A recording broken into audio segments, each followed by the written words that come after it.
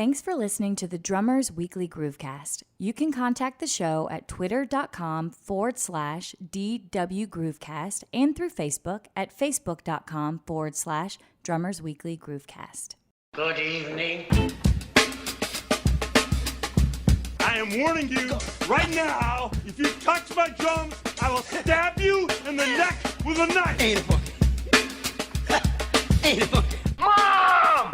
Take it easy. Lower it. I'm not gonna lower it. I have to do this now. I don't mind you playing it, but lower it. Everything is straightened out? No, we had a problem. I mean, we tried to do everything we could. What do you mean? Well, you know what I mean. Next! Little trouble there. You're rushing. Yeah, well, you know, that's just like your opinion, man. Yeah!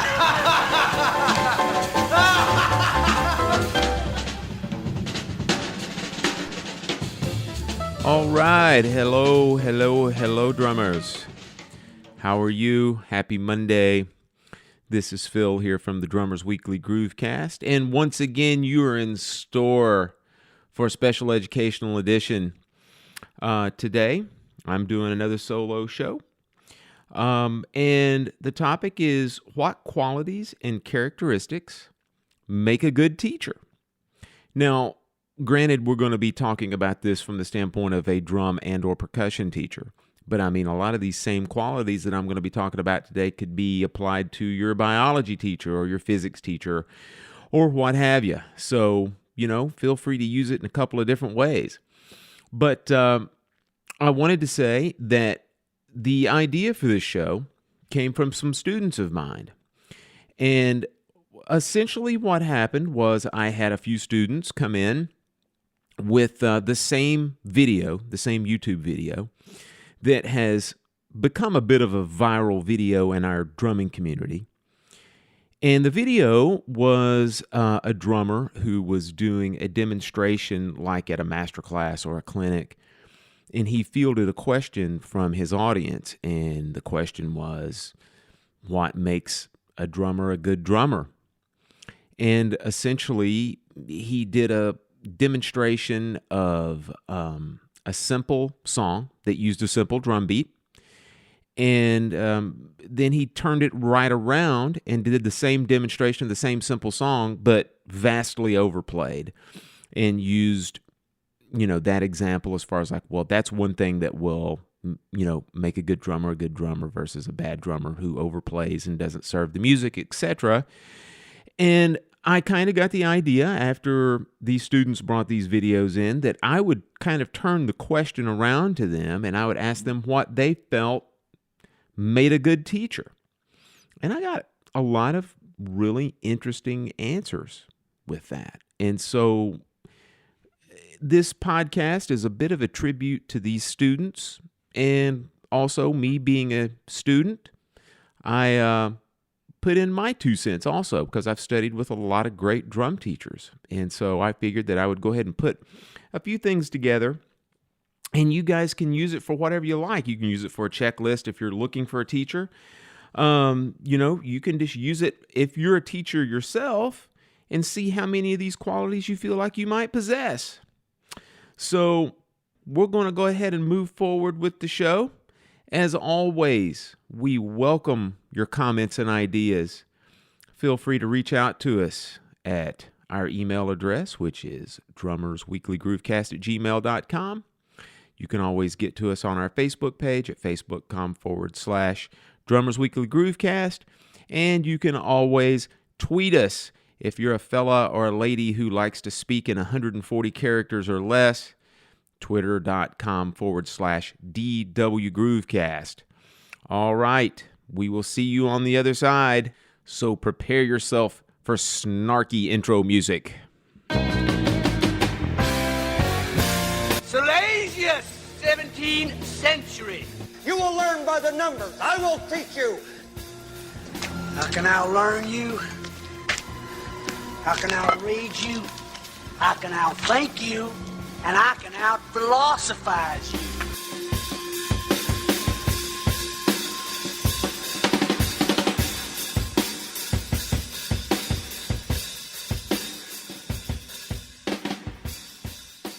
All right. So what are we going to do with this topic today? What use is it? How can it be helpful to you as a student and or a teacher? Well, I'm going to put a little bit of work on you guys' plate, because regardless of whether you're using it as a student to figure out what kind of qualities and characteristics you would like to find in a good teacher, or if you are a teacher and you kind of want to see how you stack up to this stuff, it's going to take a little bit of work. And you folks know that I'm not afraid to put some work on you. I'm all about having you guys be curious, do a little bit of drumming anthropology. You've heard me say that before. So what I want you students to do is, when you're looking for a teacher, and this could be whether you're looking for a private teacher in your local city, if you're possibly looking towards going to music school, maybe looking at some of the different instructors that are there, or in today's educational culture, this might be the most important thing, is you need to vet these online instructors as well, because it's so easy to get online and, type a topic in, and you'll have 375 people address the same topic. How do you know what's right and wrong? Well, you have to do a little work. Nothing comes for free, guys. So when you're looking at these online videos and these online instructors, you need to find out a little bit about these guys, even if it means you have to contact them directly and try to, just ask them some questions. Or better yet, maybe even call them and see, if they can answer the questions on the phone without having to think too much about it. That's an even better way to do it. And of course, check reputations from other students. Just check reputations from, a lot of teachers know each other. As a matter of fact, I'm going to talk to you a little bit about that here in a few minutes. The teaching community and the music community in itself is small enough, and the grapevine is small enough that there's almost no one in this business that's any more than a couple of branches of the tree or degrees of separation away from each other. So do your homework, do your research, find out some things about these folks, find out who they've studied with, find out the methods that they are familiar with and that they know. Find out how some of their other students have done. If you see a teacher that has never put, a student into a big music school, but that's what you're wanting to do. In other words, you're wanting to have the goal or the accomplishment of getting, accepted into, a large music school or music department. And especially if you want to try to get some kind of scholarship or financial assistance from the standpoint of not having to pay anything back, you want to make sure you go to the right source. Okay, so we're going to go ahead and get started on this, and we're going to talk about some of these different issues that you need to look for when you're looking for an instructor. Now, a few of these topics, it's going to seem, that's really obvious. But, the devil's in the details. So let's go ahead and talk about a few of these what we might think are obvious qualities. So the first one is communication. You've got to have a teacher that knows how to clearly and accurately articulate his ideas and make it to where you can understand what he's talking about and what he wants you to do or what she wants you to do. I want to make sure that there's plenty of good female teachers out there, so I'll try my best to include the ladies in there. I know you're out there. It's not a slight. So you've got to have a teacher that is a great, clear, concise, consistently articulate teacher that will help you out when you're learning things that you just are not familiar with. Now, let me go ahead and say this, and this is something that has, I'm from the South, so I'm going to say that this has gotten stuck in my craw for years. And let me explain to you with a graphic example of what I mean of having a good, clean, clear, consistently articulate communicator. In our world, we have lots of eccentric folks that are out there. That's the best way I'm going to put it. I'm not going to use the word crazy.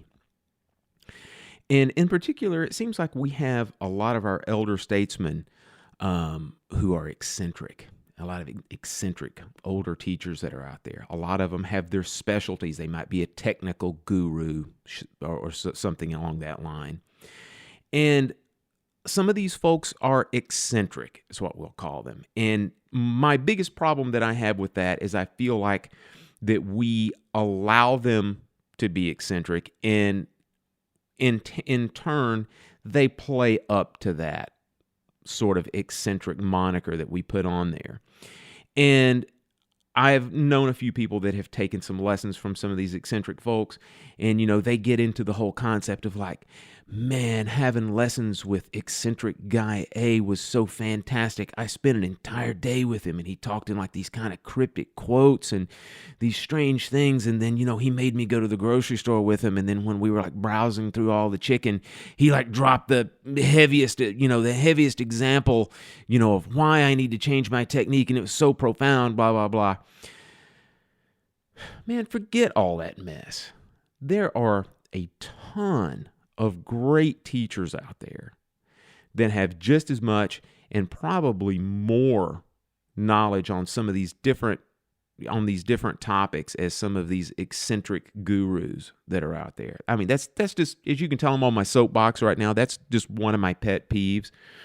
So there are some just fantastic educators out there. And as a matter of fact, I'm going to give you a few of them at the end of the podcast. Some of these guys that are some of the world's greatest educators and are mentors to myself and a lot of other folks. Okay. So that's the first really big point I want to get across to you is find a teacher that is an excellent communicator. And there are plenty of them that are out there. Okay.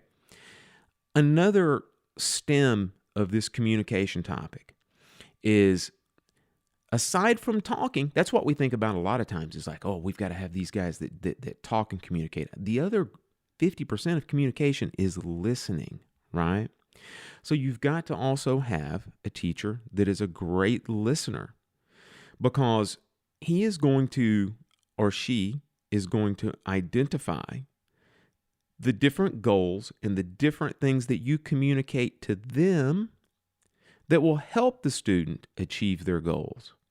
So, yes, the student has to be a good communicator to communicate to the teacher, who will then listen and interpret what needs to happen. So, therefore, he or she can then communicate back to the student, this is what we're going to learn and how we're going to do it to help you, little Johnny or little Janie, achieve your drumming and percussion nirvana.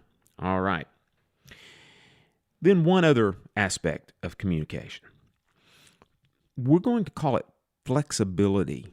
In other words, there's a type of communication, or there's a type of flexibility that involves being able to communicate with students. And that type of flexibility is the ability to communicate the customization of needs to the individual students. Because you have to understand that as a teacher, you have to teach a lot of the same things to other students, or to all kinds of different students. However, my ability to teach student A a double stroke roll could be very different than my ability in the way that I teach a double stroke roll to student B. And again, very different the way that I teach a double stroke roll to student C. So I have to be flexible in the way that I teach each of those different students the same exact thing. So that's what I mean by flexibility of communication. You have to be able to identify who you're talking to, what their needs are, and how they learn these different things that you're trying to communicate with. All right, so hopefully that will make a little bit of sense to everybody as far as like kind of isolating what we need to be aware of when we're looking for a good communicator. Now, the next thing I want to talk about is teaching experience, okay? And there's quite a few things that go into the experience aspect. It's not just, hey, I've been teaching for 30 years, but it also has to do about performing as well. In other words, what kind of performance experience can a teacher bring to the table? Because let's not lose sight of the fact that when we want to learn to play an instrument, we are wanting to learn to play this instrument not just to be in the basement or the bedroom, but we would ideally like to play this instrument with other musicians and ideally in front of an audience, right? So being able to, as a teacher, to pass this practical performance experience on to students is very, very, very important. So let's step back just for a second. Let's talk about past teaching experience, okay? Past teaching experience is exactly what it says it is. You might have a teacher that has been teaching for 20 years. You might have one that's been teaching for 2 years. For the most part, having a teacher that has taught for quite a while is normally better, just from the standpoint that they've seen more students. They've seen more students. Hopefully, they've also maybe just experienced more life just in general, which will help them be able to kind of pass that on to their students. And along with that ability or that past, say, 20, 25 years of teaching experience, hopefully you will also be able to see and or ask these teachers about their past student experiences and successes. So again, think about it from the standpoint that if you are, let's say that you are a student who really wants to go on the road and play with a major label artist. Maybe you seek out a teacher that has A, had some of that experience himself, and B, has some connections to get you into that position, and then C, maybe has had some previous students that are in that position right now. And as another example, let's say that you are a high school student that would like to go to Berklee College of Music. Well, why don't you check in with this teacher and see if he's ever had any experiences with students being accepted into that school? Perhaps check with him and see if he has some connections up at that school as well. So being able to explore this teacher's past teaching successes, that should be able to help you out, to identify whether or not this is the person you want to take lessons from.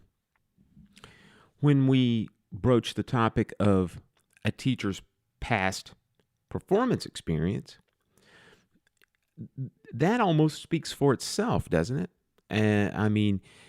If you are a guy or a girl who is really into studying and perfecting and learning the vocabulary of jazz, if you've had a teacher that has played with some jazz greats, and especially if they're still actively performing, that in itself speaks volumes, doesn't it? In other words, that teacher should be able to pass that information directly on to the student. And one aspect of that is I feel like it's very important for teachers to be actively performing as well, with pretty much one of the only exceptions being is if you are studying with an older retired teacher who's just pretty much physically not either able to play or get the equipment from point A to point B, then that makes sense. I totally understand that. But yeah, ideally, I think it's very important for teachers to be actively performing and pass that just current, this is the state of the world when it comes to playing music for a living information straight to their students. So the next area and characteristic that I would like to talk about is a teacher's knowledge of the subject and the discipline that they're teaching. Well, you're probably saying, well, it's obvious. I wouldn't even contemplate taking lessons from someone that didn't know their instrument. Well, that's not exactly what I'm talking about. Naturally, it takes a pretty good amount of gall for someone to teach a lesson that doesn't know anything about what they're trying to teach. It's not that. I will break it down into these different categories or these different subjects inside of this knowledge topic that we're talking about here. But you have to understand that not every instructor is created equally when it comes to knowledge, right? And for trying to accomplish the goal that you as a student, need to accomplish or want to accomplish. So the first part, or the first subheading or subtopic under this knowledge category, is you have to make sure that you have a teacher that is very strong and knowledgeable with the different technical aspects of the discipline or the instrument that you're working on. Ideally, you're going to have a teacher that's going to be able to help you with any type of technical issue, whether it comes to grip, hand positioning, pedal technique, foot positioning, heel up, heel down, rocking foot motion. Things as simple as like how to set up your drums ergonomically to where it fits your body, instrument height, instrument angle, that type of stuff. They really need to be strong and well-versed in these different techniques. And then we haven't even gotten to the aspect of like things like if you want to be familiar with or know the Moeller technique or the level system or any of these different types of techniques that are just commonplace to drummers. So the next thing is you need to make sure that this teacher is, I'll call them a master reader of musical notation. And what I mean by that is this teacher needs to be extremely comfortable reading and teaching reading. And it's not just normal, like regular notation. This is a whole note. This is a half note. This is a quarter note. That's a given. But this teacher also needs to be able to show you and convey articulately ways to read other types of notation or other types of charts, such as how do you read a big band chart? How do you read and interpret a lead sheet? What if you're in a recording session and there's not a dedicated drum chart, and then all of a sudden somebody hands you a lead trumpet part? You need to be able to read and interpret these kind of things. And these are the type of things that a good teacher should be able to be familiar with and show you those sorts of things. How about the Nashville number system? That's a wacky one. If you're familiar with just reading standardized notation, somebody hands you a Nashville number chart, that's going to certainly throw you for a loop. So it would be good to have a teacher that's familiar with that. And then also, it would be good for a teacher to be able to show you kind of how to customize a chart, or how to make notes on a chart, or how to do some things on a chart where standardized drum notation and maybe like our standard groove and standard style type information is maybe not notated, maybe on like a rhythm section lead sheet. Quick plug, if you go to our YouTube channel, just search Drummers Weekly Groovecast on YouTube, you will see a video where I do demonstrate how I kind of customize 3 different style charts on there. So that will kind of tie into what I'm talking about here. Okay? Next subtopic under the knowledge category is a teacher that is strong and familiar with all of the definitive percussion methods. Sounds familiar to some of you long-term listeners because I did a dedicated podcast to that. And I encourage anyone who has not heard that to go back and look at it. It's entitled The Student and Teacher Vocabulary. And I go over a list of about 20 or so definitive method books that we as drummers and percussionists, we study them as being, we'll call them the Bibles of drumming. It's the sort of thing I tell my students that, hey, no matter where you go to study music, if these teachers are not somewhat familiar with these books, you need to leave a silhouette in the door, much like the Roadrunner or the Wile E. Coyote would do when he's escaping. So yeah, look for a teacher that is strong and very knowledgeable with the definitive methods of our trade. Next thing, you need to make sure that your teacher is very strong conceptually with musical ideas. You guys and ladies have heard me many times talk about the distaste. That'll be the best way that I can put it. The distaste that I have for a lot of these online these video jocks that will get on there and they'll show you, here's one hot lick by Vinnie Colaiuta, or here's the hot Steve Gadd flutter lick, or you get the gist. Here's the triplet groove of the week. And, you know, if you just want to learn that, I mean, that's fine. I mean, but it's a bit of a means to an end. So you need to have a teacher that is strong in musical concepts. And what that means is, hey, I'm going to give you some things to work on. But just working on these things is not the means to the end. These things are going to get you from point A to point B, and this is why. We want you to get stronger in this musical aspect of your drumming. And so, therefore, we want you to work on it, and then as you go through, we're going to musically apply it because this is our concept.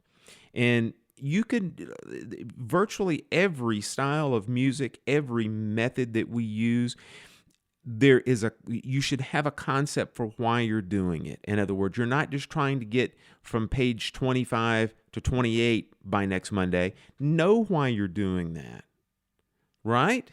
In other words, know why you're accomplishing and working on know what you're working on and why you're trying to accomplish it. Have the bigger picture, have the conceptual picture in your mind of what you're trying to do with this. And a good teacher should be able to kind of frame that for you. As a matter of fact, let me go ahead and say this also that I think kind of fits into this having a strong musical concept type thing. Most really good teachers, one of their most basic concepts, kind of a global concept, is that they are going to show you, they are going to instruct you in ways that will allow you to become self-sufficient to where you can teach and instruct yourself moving forward. Sometimes that's not necessarily verbalized or vocalized during a lesson, but that certainly is one of the main goals. In other words, I'm going to show you how to do some of this stuff. Therefore, in the future, you should be able to teach yourself. It's the old, what do you want to do? You want to teach a man to fish, feed him for a lifetime, right? Instead of just giving him a fish and feed him for a day. So anyway, I kind of butchered that, but it's the beauty of like just winging it in front of a microphone, right? Okay. So moving on,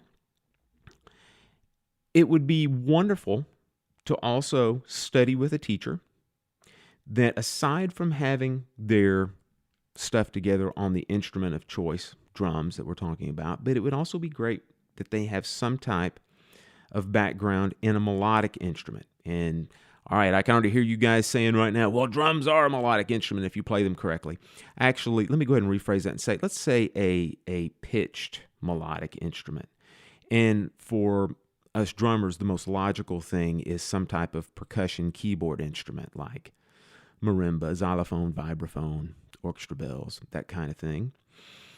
Sometimes that kind of leads itself into piano as well. And I know at one time it seemed to be a rite of passage for a lot of drummers that a lot of teachers would require them to take some form or a little bit of piano prior to taking drum lessons. I don't think it's nearly as strict and nearly as much of the normal thing to do that these days. But if you did have a teacher that was familiar with that type stuff, I was very fortunate to have that when I was a kid in high school. It will help them prepare you, especially if you're going to try to go into some type of music school. It will help them prepare you from a standpoint of, hey, you're going to have to play percussion keyboards when you get into school. And maybe even more immediately than that, you're going to have to take some theory and ear training, and this is going to help you in theory and ear training as well. Plus, on top of that, even if you don't decide to go to school, it just helps you just in general as a musician. You'll know what your other bandmates are talking about, whether it's guitar or keyboard or horn players, when they start talking about, chord structures and, changes that we're playing and melodic phrases and whatnot. It's just a good bit of information to have in your backpack there. Okay, so it's really good to have some kind of a background with a teacher that has melodic instrument knowledge.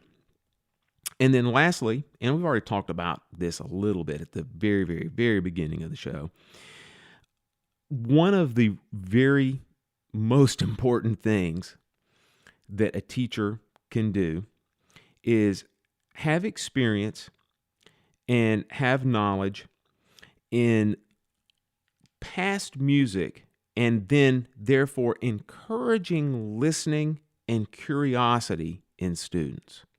So in other words, a teacher having deep musical roots, or like you've heard us say on the show before, just good musical depth, they can combine this in these different aspects of knowledge we've talked about with like the techniques and definitive methods and then strong musical concepts.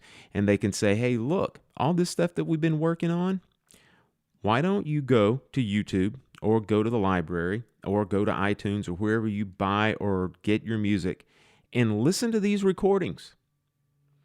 Do some work. See how this stuff is actually used in the real world. So that type of encouraging of research and encouraging students to be curious, inspiring curiosity, assigning these different types of musical listening endeavors, it's critical. And if a teacher is not aware of those, if they're not knowledgeable with these different, historical recordings and just different past recordings that illustrate these types of concepts and different types of musical styles that we're trying to learn, that's a pretty big void that's left in a teacher's acumen. So you definitely want to make sure that a teacher's familiar with some of these things in the past so that they can kind of encourage you to do a little bit of our famous musical and drumming archaeology. All right, moving on. Now let's talk about teacher organization and preparation. Well, that again seems like a little bit of a given, doesn't it? But, we're going to color outside the lines a little bit and talk just a little bit about some of the details when it comes to this.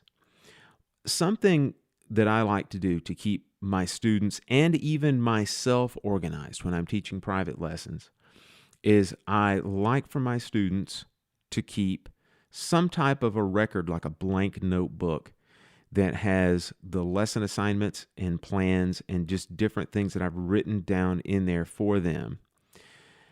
It works really in two different ways.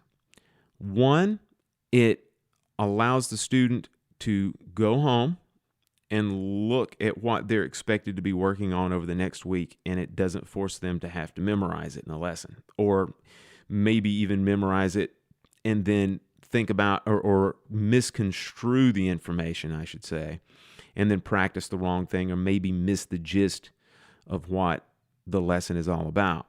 So that certainly helps the student stay in line from week to week. Secondly, and sometimes most importantly for the teacher, it helps keep the teacher in line as well. It's probably even more important from the standpoint of keeping that notebook for the teacher, because a teacher a lot of times will teach anywhere between, half a dozen to, 3 dozen students a week, and it's virtually impossible to keep those, separate lesson plans separated and individualized between the students. It's very easy to forget, what you have assigned student A as opposed to what you assigned student B, C, D, E, F, and so on. So that record keeping is very important from both of those standpoints, not only for the student, but for the teacher. Part 3 to this notebook is it creates a timeline so that the student and teacher can gauge the improvement of the student. For example, if a teacher has assigned, let's say, paradiddles and flam taps, and then he looks back 4, 5, 6 weeks, and all of a sudden he sees almost no improvement in that, then he knows that this student has not been working the way that he should be. So, It's the type thing that it can be a gauge of improvement as well. You can put things in there as far as like, of course, these are the pages that we're working on. These are the rudiments that we're working on. These are the different exercises that we're working on. But you can also put things in there like metronome markings as well, where you can gauge speed, if that's something that you're working on at that time. Another great aspect of organization is having a teacher use their experience to show students how to actually practice between lessons.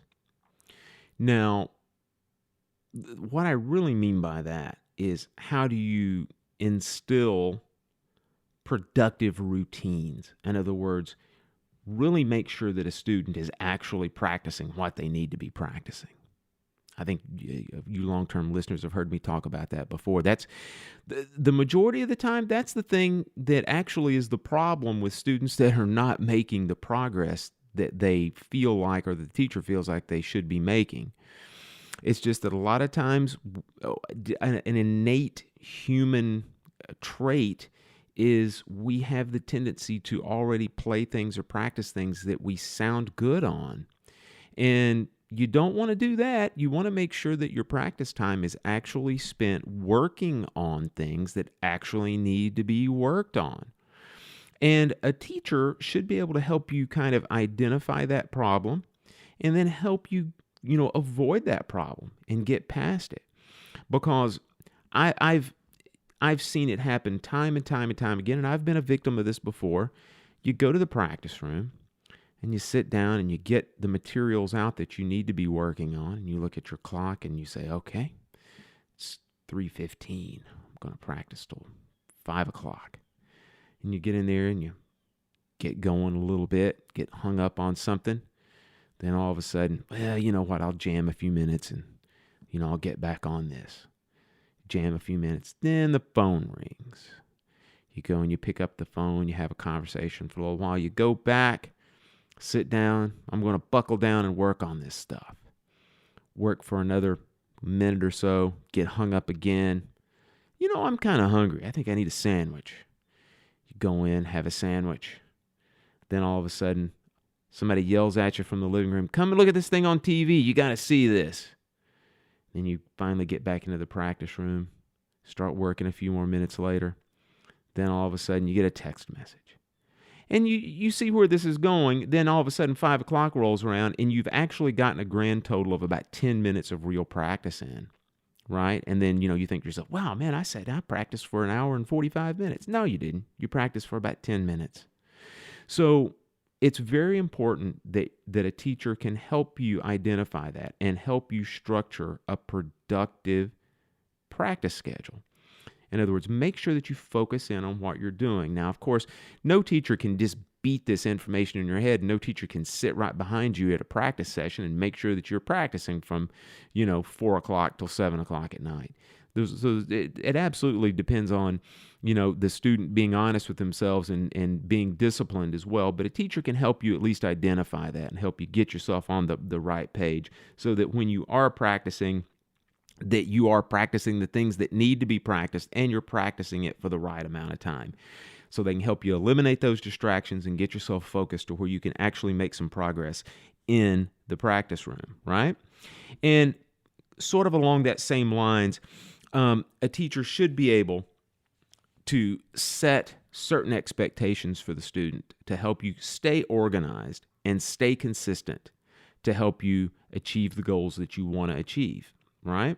So in other words, the organization of a teacher to be able to keep all these different goals and these different ideas together, use a lesson plan to get you from point A to point B and be able to consistently communicate that to you, that in itself is incredibly valuable. So all those different things together kind of fits under our heading of a teacher being organized, okay?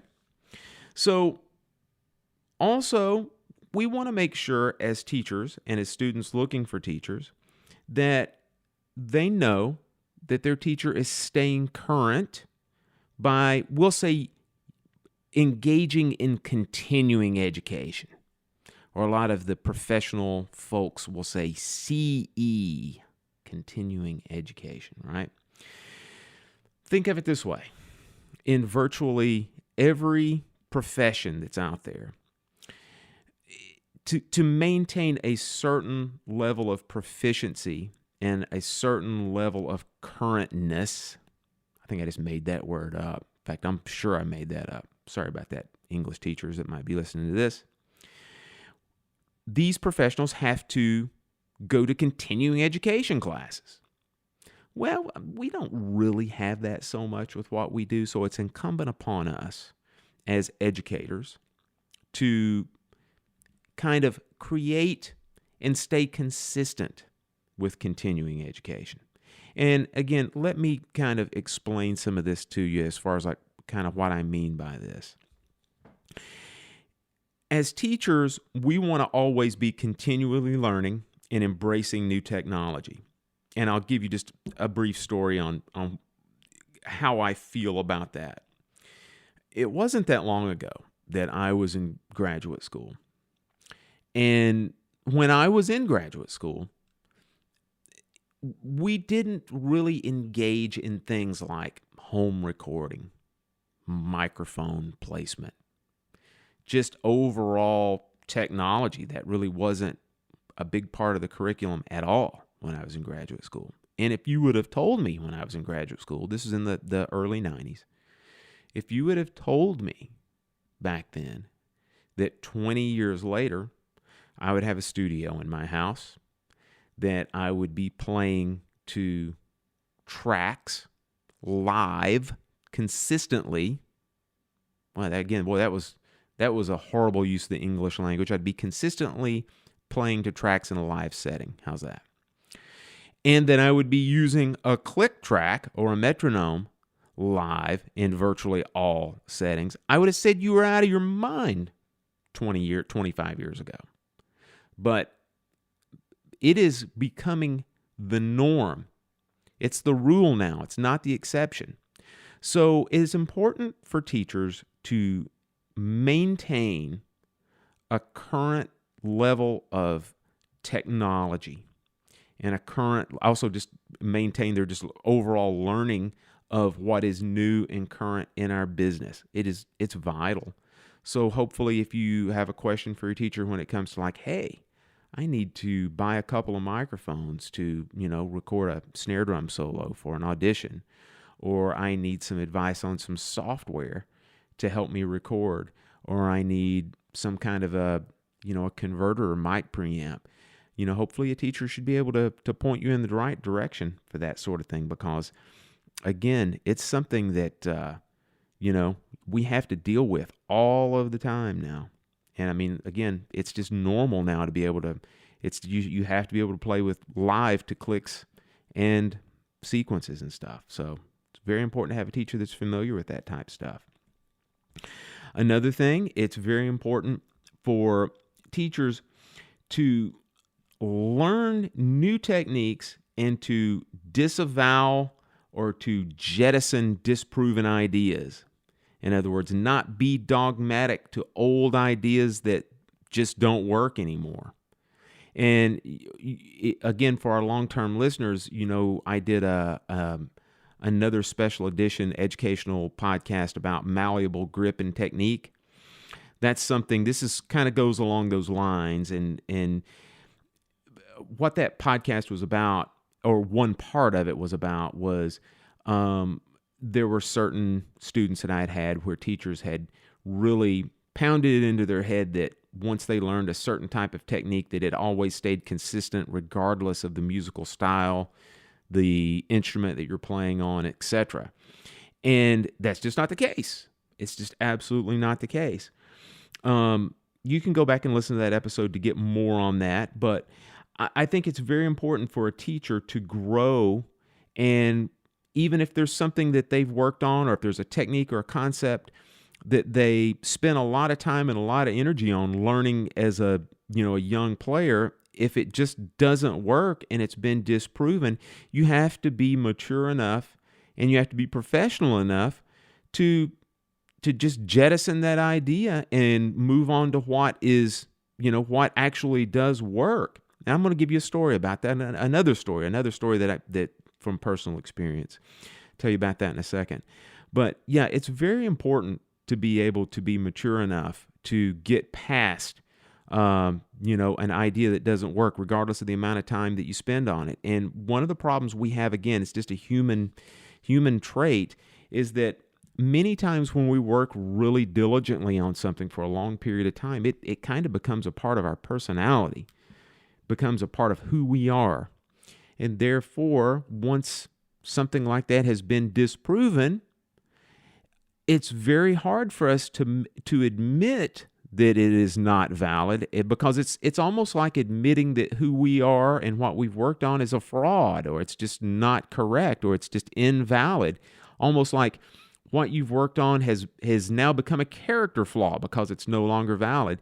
And you have to get past that point. And again, that's something that you can see in virtually every field. Look, how many times do you see online, you read the news, and one bit of medical evidence has disproven that coffee is bad for you. It's actually good for you. And then somebody who's studied for 30 years that said that coffee is bad for you jumps right back in and says, nonsense, I've been studying this for 30 years and your research is bunk. That's the kind of stuff I'm talking about, is that, if you've discovered that something that you've worked on for a long time and that you believed was rote just doesn't work, you need to get past it. Now, let me give you my story. Back when I was a kid, back when I was in undergraduate school, I had the privilege of studying with a very, very, very well-known drummer that if I mentioned his name, everyone would know who he is. And if you didn't, shame on you, but I'm not going to mention his name. Although actually this is going to be quite a testament to what I'm talking about from the standpoint of somebody who's grown and has gotten past this. And, it's actually a feather in his cap. But when I took some lessons from him, the very first lesson I had with him was he had me sit down behind the drums and he said, okay, we're going to play some time and we're going to play some jazz swing time. And he said, here's your tempo. I'm going to count you in and I want you to play for me. Anything you play is right. Don't worry about it. I'm not looking for anything in particular. And so I sat down. He counted off the tempo. I played. He let me play for maybe like 45 seconds to a minute. He stopped me and goes, great. Now let me ask you this. Why did you do this? And what he pointed to was with my right hand, I was playing a sort of a technique on the cymbal. It's called the pendulum motion. And, you have to study that a little bit for those of you who don't realize what it is, but it's a type of phrasing and a type of motion that we use on the ride cymbal that creates a certain type of phrasing when we play a jazz ride pattern. He asked me why I did that, and I explained to him why I did that, and he goes, I don't want you to do that. I think that's wasted motion. And I think it actually provides room for error and inconsistency inside of your ride pattern. He goes, instead, I would like for you to try this. And what he did was he switched places with me at the drum set, and then he played the same jazz ride pattern, but he played it within a span of about 1 inch on the cymbal, where his stick just went straight up and down into the cymbal. There was no pendulum motion. There was no particular phrasing. All the notes were very, very equal distance, equal height off the cymbal, and just in a very, very small place, on the cymbal. And, it was what it was, and it sounded the way that it sounded. It didn't sound great to me.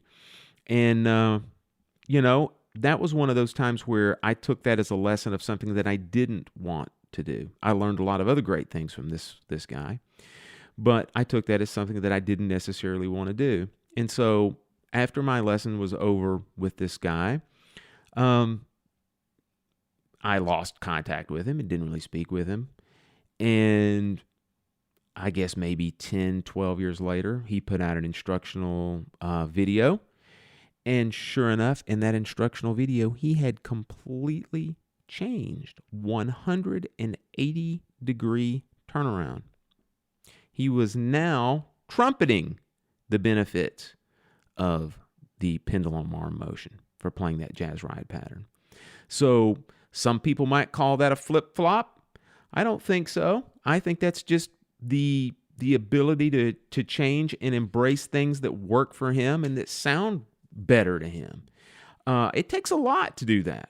I mean, when I took lessons from this gentleman, he was really forging his own concept. He really was, which there's absolutely nothing wrong with it, because you want to have a concept for why you're doing a certain thing like that. And his concept was consistency, consistency, consistency. In other words, less wasted motion, and just consistent strokes from a consistent distance in a consistent place. And to kind of go along with that, at that time, he had his own signature stick, which had a small round bead on the top. And that in itself, anybody, who's into that whole thing's about the physics of a drumstick, know that the reason you have a completely round bead is for consistency on cymbals. No matter how you hold the stick, no matter what angle, etc., you get the same kind of consistency with that round bead on a cymbal.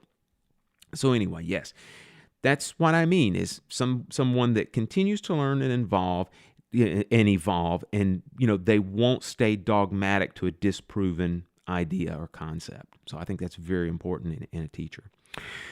Lastly, I asked one of my really good long-term students if she had any ideas or if she had any different types of thoughts regarding what she felt made a good teacher. And she said humility. And I thought that's a wonderful, wonderful thought. And basically, she said that she would never want to be looked down upon or being taught down upon by having a teacher that felt that they were on such a different plane or such a different level that they had to dumb it down, or they had to look down upon the student to teach them. And so as a teacher, that's something we have to be very careful about, is that we realize that as teachers, that students are coming to us for our knowledge and for our experience, but we have to be really careful not to look down on them or to teach down on them or to make them feel inferior for coming to us, much less asking about information that they would like to know or learn about. So, yeah, that's a great point that she made. So we also have to maintain our humility and make sure that when you're looking for a teacher that you find that trait in them as well. Okay, so I told you at the beginning of the show that I was also going to name a teacher or two that I felt that kind of embodied all these different traits and characteristics of a good teacher. And so I'm going to go ahead and tell you what I think now. To me, the ultimate embodiment of all these different wonderful traits is the great Ed Soph. I had the pleasure of studying with him a few different times, and the majority of my study was actually done with one of his proteges, one of his other students. But Ed Soph has been the long-time teacher at University of North Texas. Prior to that, he was at University of Connecticut at Bridgeport. He is one of the foremost communicators of drumming knowledge that's ever existed. He is an absolute gem of a communicator and a fountain of knowledge, and I encourage anyone who has the ability to study with him, contact him and do so. Also, go online and look for a series of videos that he's put out. I believe it's with the Evans Drumhead Corporation. You can tell just by watching these videos that this guy is a master educator. He is one of the most knowledgeable people of every different type of technique and musical style and concept that you can find. And he is also a very humble guy that he really has the students' best interest at heart and tries to help them achieve their goals, regardless if they want to be a heavy metal player or if they want to play in Glenn Miller's orchestra. You just have to look at Ed's past students. Look at the list of successes that he's had, such as John Robinson, Dave Weckl, Keith Carlock, Ari Honig. A good friend of mine, Jim White, teaches at the University of Northern Colorado. And then my mentor, Keith Brown, teaches at the University of Tennessee. If you've ever seen any of these guys teach or give a master class or a clinic, they are carrying on that same type of strong tradition of being excellent communicators of drumming knowledge. I remember seeing Dave Weckl give a clinic back in, I guess it was 1986 or 1987. And the thing that I was most impressed with was not the playing. It was his ability to teach. It was absolutely fantastic. And this was prior to me actually studying with Ed Soph. So I see where he got it now. So Ed Soph, guys, that's who I want you to do a little bit of research on. For those of you who are not familiar with him, look at some different videos of his that are out there on YouTube, like I mentioned before. See if you get something out of it. Okay, one last thing, and then we're going to go ahead and shut down the podcast for the week. Brief word to the students out there. Guys and girls, you do have some what we'll call student obligations as well. So it's not all on the teachers. There's some obligations for the students that go past learning the lessons that these teachers have assigned you from week to week. First and foremost, you need to always listen. Put that in the forefront of your brain, right? Listen, listen, listen. And then allow your curiosity to be piqued and do your research. Learn things outside of the books. Learn how to apply this stuff. Do your drumming anthropology. You guys know that's one of my favorite sayings on this show. Do your drumming anthropology. Get in there and dig in. Figure out why Tony Williams was Tony Williams. Figure out why Vinnie Colaiuta is Vinnie Colaiuta. Figure these things out on your own. Be curious, right? That is an obligation on the student, okay? Next thing, I want to talk to students about taking what we'll call short-term or one-off lessons. And a lot of times this is a lesson that you will take with we'll call them a famous drummer or a name drummer who specializes in one particular, aspect of drumming. And so here's what I want to say about that.